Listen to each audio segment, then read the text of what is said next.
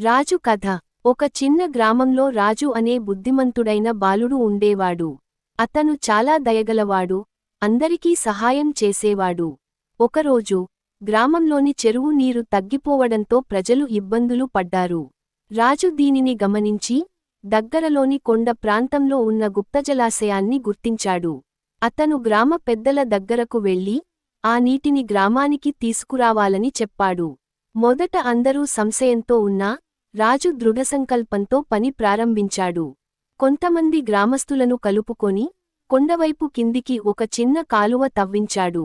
కొన్ని రోజుల కష్టానికి ఫలితం వచ్చింది, చెరువు తిరిగి నీటితో నిండిపోయింది. గ్రామస్తులు ఆనందంతో రాజును పొగిడారు. రాజు తెలివితేటలు, కృషితో గ్రామానికి నీరు తెచ్చినందుకు గ్రామ పెద్దలు అతనిని గౌరవించారు. రాజు చిన్నవాడైనా మంచి ఆలోచనలతో ఎప్పుడూ ముందుండేవాడు. ఆ గ్రామ ప్రజలందరికీ అతను ఆదర్శంగా నిలిచాడు. ఇలా రాజు తన తెలివితేటలతో గ్రామాన్ని రక్షించి అందరి మనసులలో స్థానం సంపాదించాడు.